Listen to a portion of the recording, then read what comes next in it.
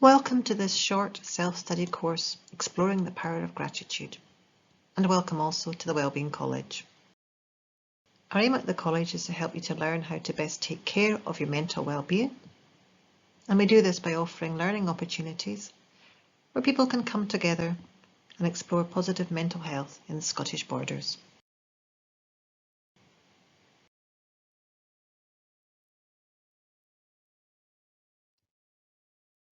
At the end of this course, we hope you will gain an understanding of what gratitude is. Find out how it works. We're going to look at the neuroscience and its impact on the brain. Be aware of some of the benefits of practicing gratitude. And finally, learn ways to develop gratitude for yourself and how to apply it to your everyday life.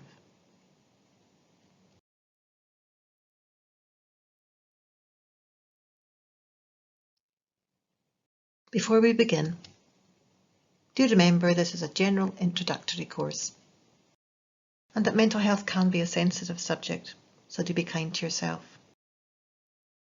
And if you need to take breaks, if the material affects you in any way, please stop the presentation and come back to it when you're ready. And if you do need help now or at any other time, don't hesitate to visit our website on www.wellbeingcollege.org.uk/resources/need help now.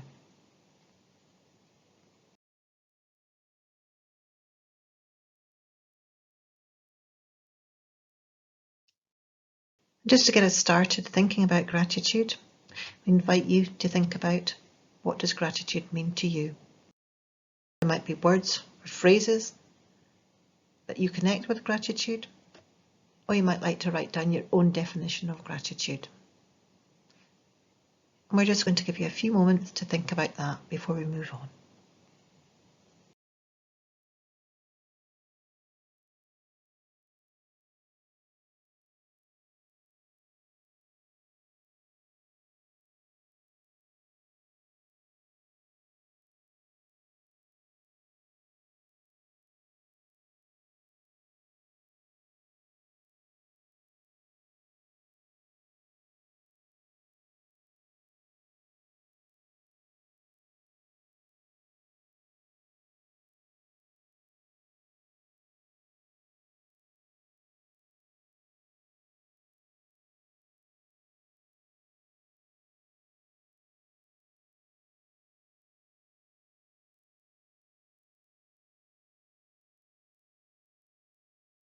Okay, welcome back.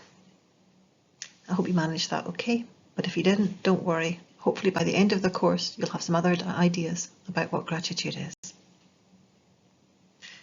Whilst we're researching the course, we found a few other definitions which you might find useful.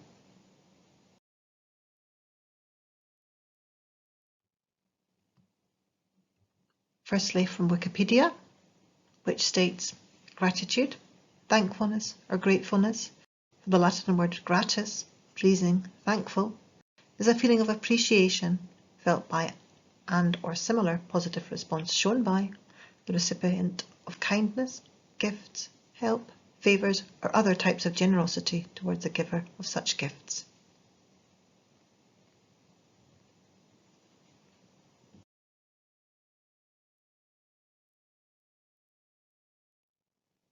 The second definition is quite different, and this comes from Sonia Lyubomirsky, Professor of Psychology at the University of California, who's carried out extensive research on the benefits of happiness and is also a best-selling author of the books on the subject. She states, gratitude is an antidote to negative emotions, a neutralizer of envy, hostility, worry and irritation. It's savouring, it's not taking things for granted, it is present-oriented.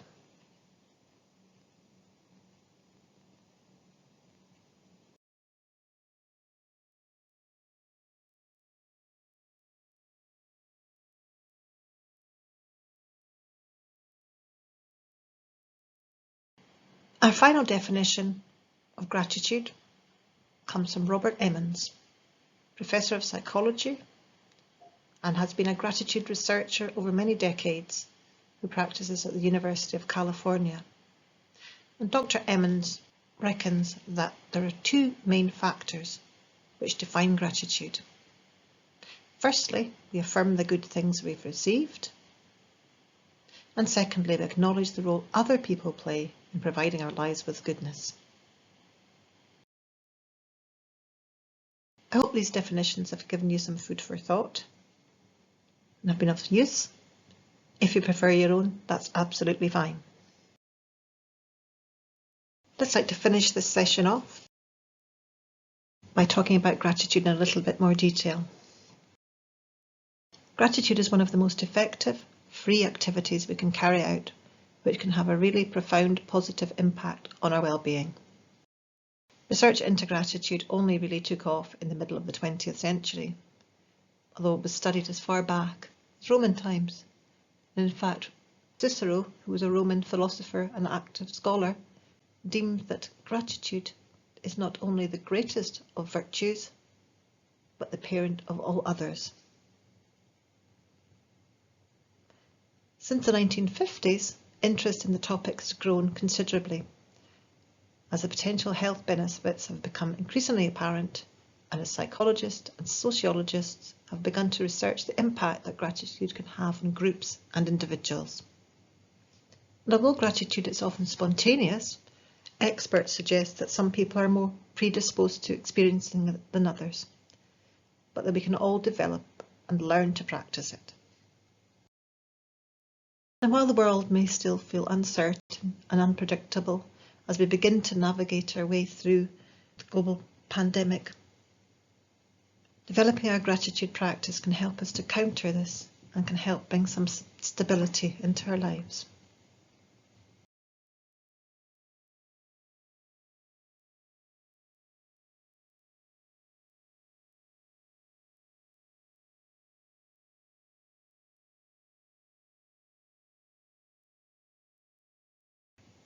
What's the impact of gratitude on the brain?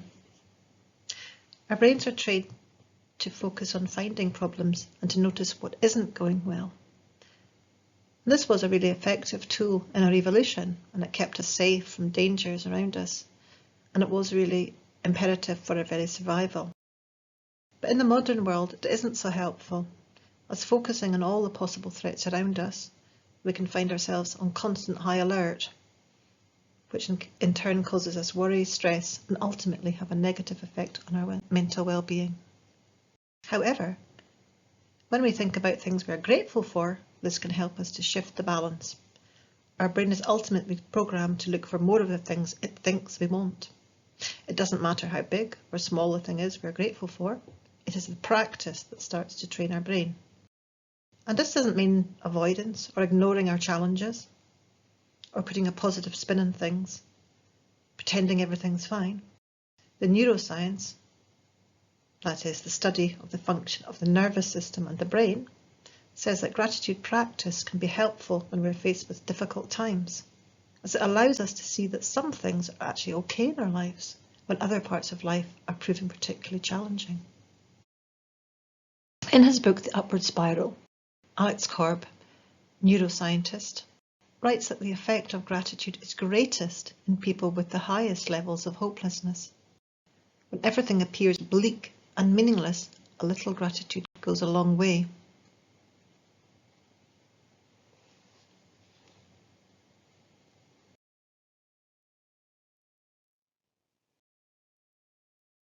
So how does it work? In simple terms, practicing gratitude releases feel-good chemicals in our brain. When we express and receive gratitude, our brain releases dopamine and serotonin. They're also called neurotransmitters and are crucial for our emotions. They make us feel good, they enhance our mood immediately, and we feel happier. Alex Korb, neuroscientist, likens the process to clicking on a Facebook ad that sets an algorithm to show you more adverts for what you presumably like, and we all know that one. When it happens on Facebook, it's annoying, but when it happens with gratitude, it gives you more reasons to feel good about your life. A regular gratitude practice can reduce cortisol and other stress hormones. This in turn helps reduce how fearful or anxious we might feel. This decrease in production of cortisol can help to keep stress at bay, and this in turn can help to reduce the likelihood of conditions related to chronic stress.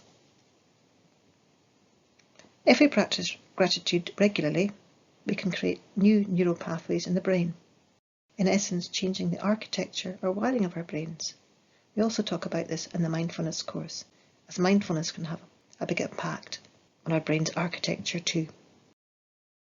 Neural pathways in our brain can strengthen by regularly expressing and receiving gratitude. And by noticing and appreciating little things in life, we can rewire our brains to help us deal with the present circumstances with more awareness and broader perception, and can also change our thoughts to focusing on the positives more of the time, or in fact, even more permanently. So if we do practice gratitude regularly, we start looking for the positives, as also mentioned in our resilience course, when we refer to Rick Hanson's book, Hardwiring Happiness, Finding the Good. And significant studies over the years have established the fact that by practicing gratitude, we can handle stress better than others can. So even though our brains are naturally attracted to negative thoughts, practicing gratitude allows us to amplify our positive thoughts by evoking or remembering positive memories.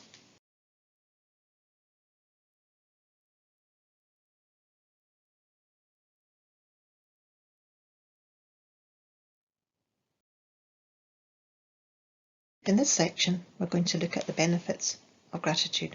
Why do we bother? There are in fact many benefits of gratitude. We're going to look at some of them here, namely the physical, social, and finally the psychological benefits of practicing gratitude.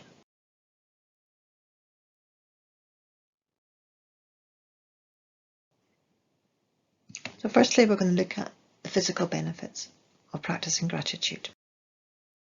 If we do practice gratitude, we're more likely to make positive lifestyle choices. That is, we'll seek out health-promoting behaviours, such as being more physically active, having better dietary behaviours, eating more healthily, and we're less likely to smoke and abuse alcohol. And we probably even have higher rates of medication adherence.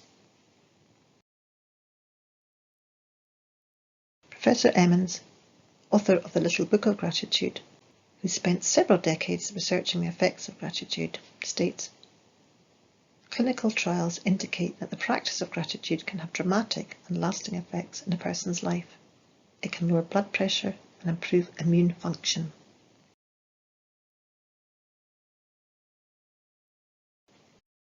And gratitude can have an impact on our sleep too.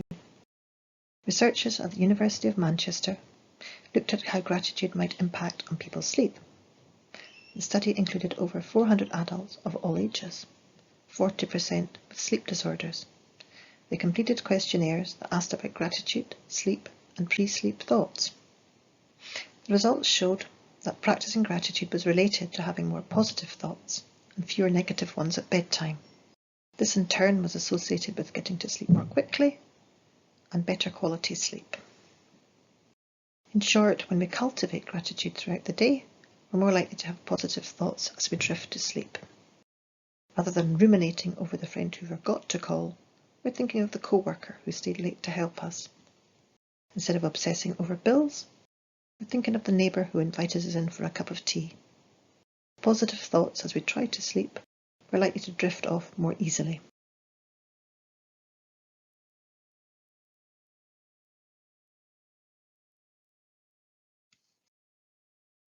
And what about the social benefits of gratitude? Much research has been carried out indicating that practicing gratitude can maintain and strengthen our relationships. Gratitude helps us to recognise the good deeds of others, which can then jumpstart mutually cooperative relationships. It allows us to identify people who respond to our needs, which in turn can bring us closer to them and strengthen our relationships with them. This can further strengthen if gratitude is shared. If you let the other person know you are grateful to them and why, the relationship will build communal strength. This occurs when one person helps another without any expectation of something in return.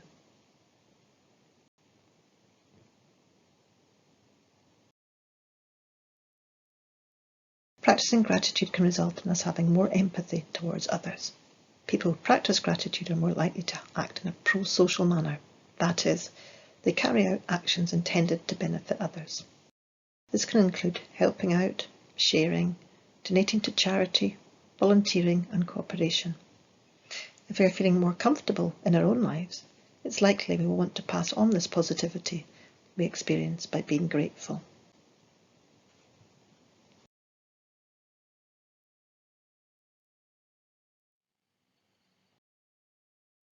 And finally, in this section, we're going to look at the psychological benefits of gratitude.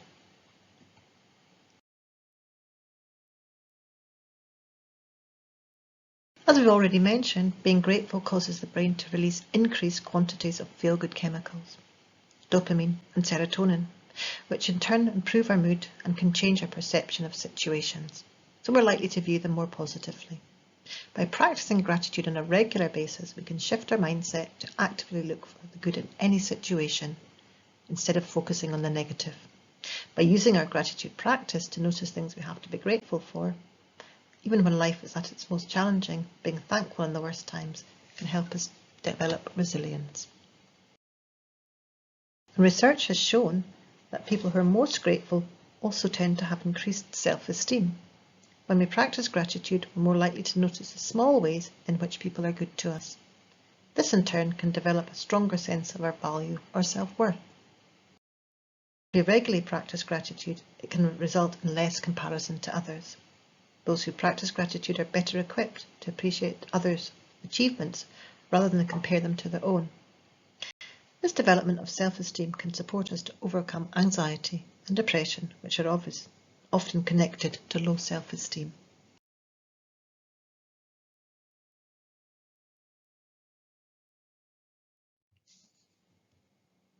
So now we've looked at the benefits of gratitude.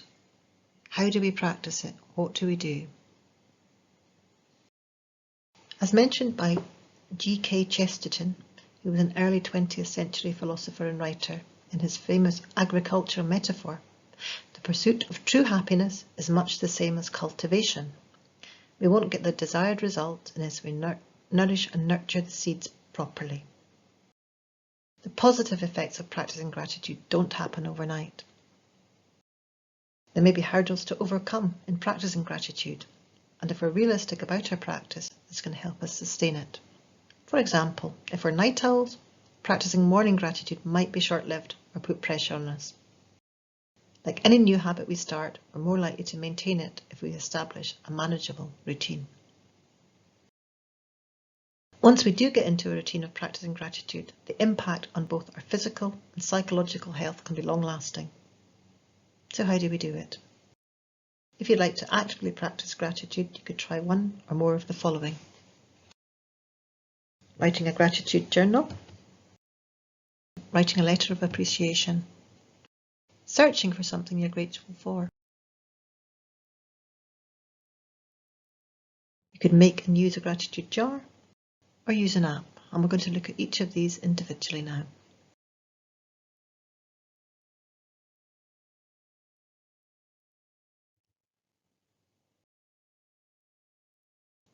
A gratitude journal. The gratitude journal is a simple tool which allows us to keep track of the positives in our lives.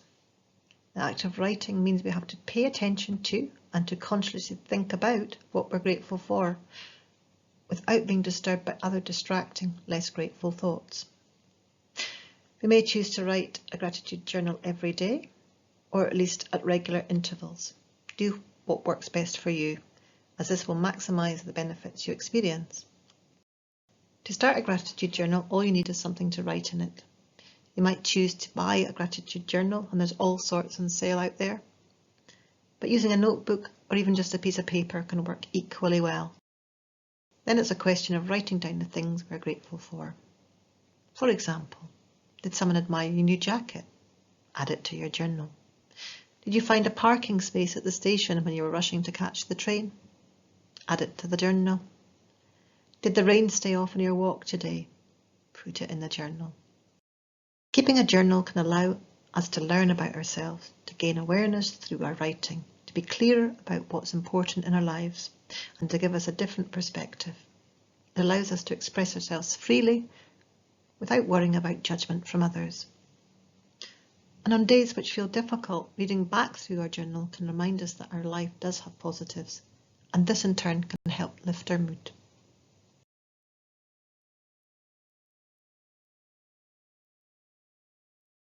Writing a letter of gratitude or appreciation, whether we send it or not, can have an impact on our mental health.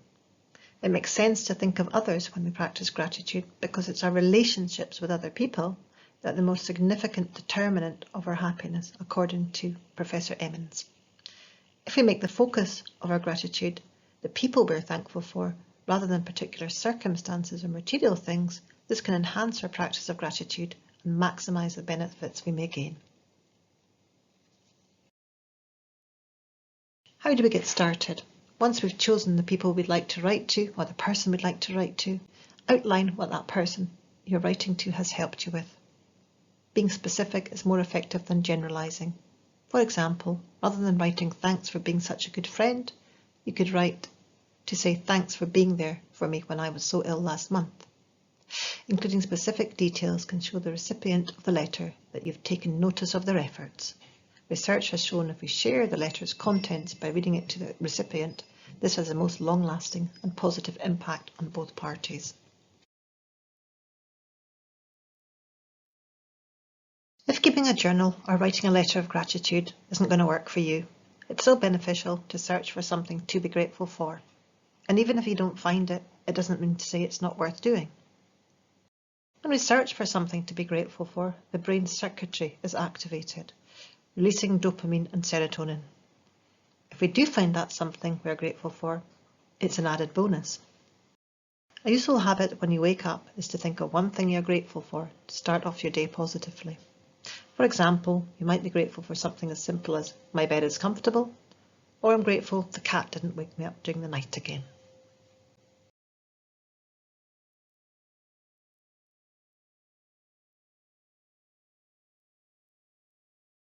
Or, if you don't fancy that, you might like to use a gratitude jar. It's a good way of reminding us of the good things that are happening in our lives, and a useful way of reflecting on the positives. All you need for this is a jar, preferably with a lid. You can simply use a plain glass jar, or if you prefer, you can decorate the outside of the jar with whatever you like. For example, old music sheets if you have them, bits of wallpaper, pictures from magazines, etc. You'll also need slips of paper to write down the ways in which you are grateful. The idea is to write down at least one thing every day you're grateful for on your slip of paper. Some days there might be many reasons to be grateful, and other days you might struggle to write anything down. The reasons do and will vary from the simple "my partner made me a cup of tea this morning," or it could be something connected with nature. "I'm grateful for living by the sea," or mastering a new yoga move. There might be even bigger events you would like to express gratitude for, passing a test or participating in the course, etc. It's useful to place the jar where you can see it, say on your desk or by the kettle, as a visual reminder to carry out the activity regularly. If we randomly select one or more of the gratitude statements on the most challenging days, it can lift our mood and allow us to think more positively about the day.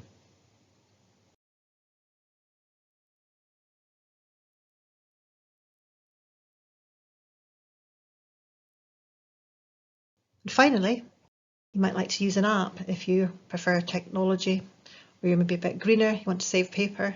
There's numerous free apps you can use to note the ways you're grateful. Some are quite basic, offering a way of entering and storing daily gratitude information.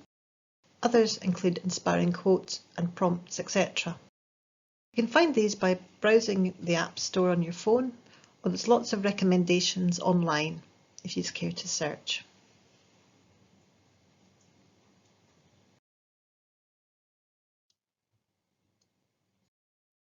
Okay, over to you. We now invite you to choose one of the ways we've described to practice gratitude for yourself. You might want to make a note in your calendar or diary to commit to practicing gratitude at a specific time every day. Maintain this practice for at least a week and see how it works for you. If you're finding it helpful, you may like to continue to practice it. If not, you might like to try one of the other ways suggested. The fact you are looking for ways to be grateful itself will support the release of feel-good chemicals and start to act as an antidote to negativity. So it's really worthwhile doing.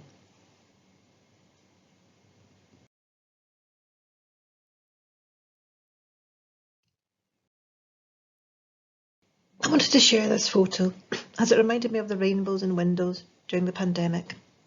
A simple but effective visual way of expressing our gratitude to frontline workers in the NHS, those in supermarkets, care workers, delivery drivers, etc., who work so hard to keep us safe, to nurture us when we're ill and to keep us supplied with the essentials of life. It also brightens up a run-down looking fence, but if you're thinking about doing the same, please ask permission.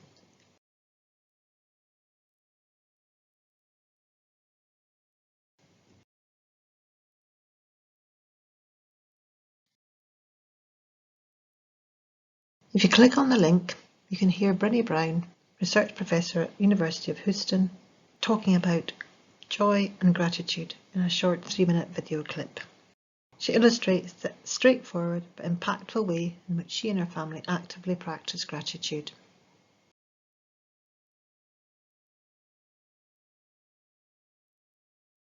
In the presentation, I've included some resources which I used myself when researching this course, which go into a lot more detail than I've gone into here that you might like to have a look at.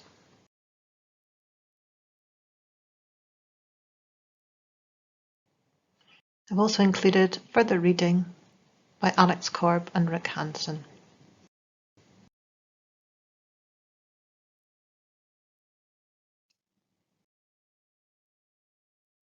So, we're coming to the end of the course, so I'd just like to do a quick summary of what we've discussed.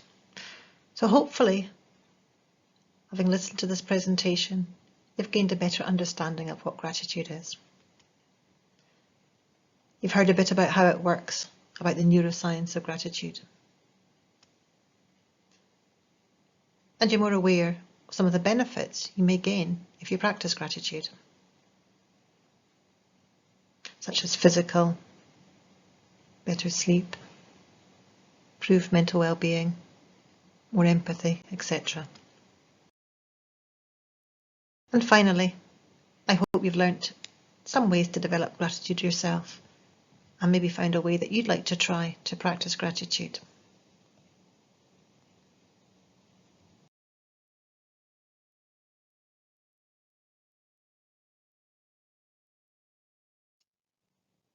And just a quote before we end. Piglet noticed that even though he had a very small heart, it could hold a rather large amount of gratitude.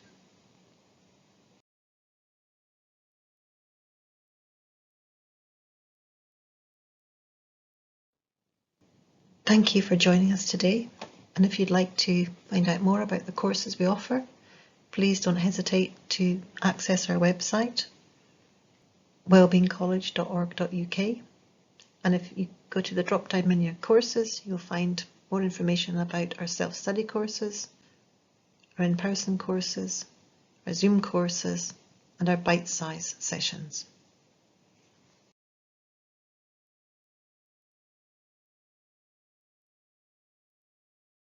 If you'd like to stay in touch, please contact us by getting in touch with the Wellbeing College phone, email address, or you can follow us, Facebook, Twitter, Instagram. Or if you'd like to sign up for our newsletter, this will keep you up to date with our courses, events and developments.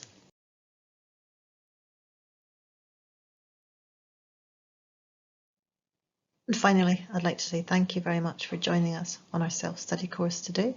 I hope you found it useful, and we hope to learn with you again soon.